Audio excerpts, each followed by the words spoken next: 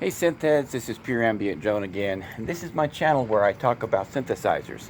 I review them, I demo them, and I make electronica music. If you haven't already done so, press that subscribe button and hit that bell so that you can keep up with all of my updates. Alright, today we're going to be talking about loving your synthesizers. Loving your synthesizers. Now these are my quick videos, I try to keep them under 10 minutes. And when I'm talking about loving your synthesizers, I'm talking about taking the gear that you have and enjoying it. Today I had the privilege of talking to a longtime friend. I've known this guy now for 20, 30 years. I can't even count them. And we got to talking about old guitars that we owned. This guy that I was talking to, now I'm talking about guitars, not synthesizers, okay? But he mentioned something to me that was really powerful.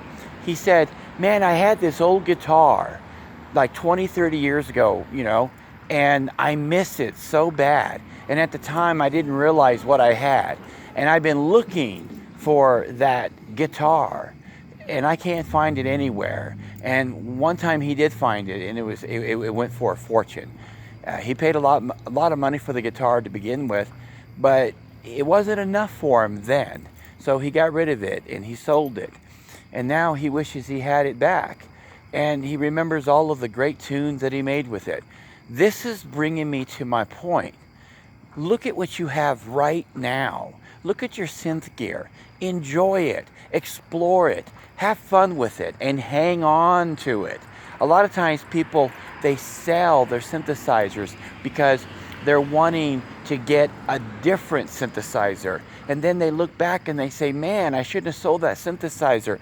I should go back and buy it and sell the one that I bought in order to, you know, and sell the one that I bought when I sold that one. You get my point. So what I'm trying to say is, love your synthesizers, enjoy them, have fun with them, explore them. And when you think you've reached every bit of information you can learn about them, go a step further and count that as an asset. Just because there's nothing left to explore on a synthesizer, which it can be very difficult to do on some synths, doesn't mean that it's time for the synthesizer to go. When you know your instrument, when you become efficient with your instrument, when you become proficient with your instrument, you're on a new level.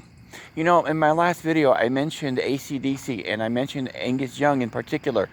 And he has, for years, played with a Gibson SG Standard. I believe that's the model of guitar that he plays. And he knows that instrument.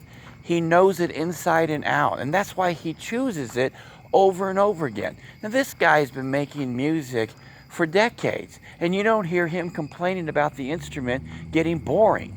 No, you want the instrument to become familiar. You want to embrace the instrument. You want to enjoy the instrument, and you want to explore the instrument, but you also want to know the instrument. And that's how you fall in love with the instrument, is when you learn the good, the bad, and the ugly of it. And then when you become very knowledgeable about your synthesizers, you can exploit the ugly. You can look at it and say, man, I know what doesn't work on this synthesizer as great as it should be. How can I take it a step further? Some of the videos that I watch a lot of YouTube videos, and I watch a lot of the pros talk about synths. And I won't say names, but there's this one channel that I watch where a very proficient music maker says, listen, I like the crappy sounding synthesizers. And I mean, he's got this particular synth, I won't mention it, but he has this particular synthesizer that he loves because he calls it the crappy sound synthesizer. It gives him crappy sounds. And he's learned to exploit crappy sounds from synthesizers. And the reason why I'm not mentioning synthesizers is because I love all synthesizers. I'm one of these guys, look, don't put down the instrument that you play. All right? There are strengths and weaknesses to every instrument out there. I mean, you don't take a tuba and try to play it like a violin, right? You play it for what it is. So take your synthesizers and play them for what they are. Enjoy them. Do something with them that other people aren't doing. Why do we have to always take it out of the box and say, look, this is what it was made for, let's use it for this? Let's take it a step further. Let's take our synthesizers and enjoy them beyond what anybody even dreamt of doing. And to do that, we have to have imagination.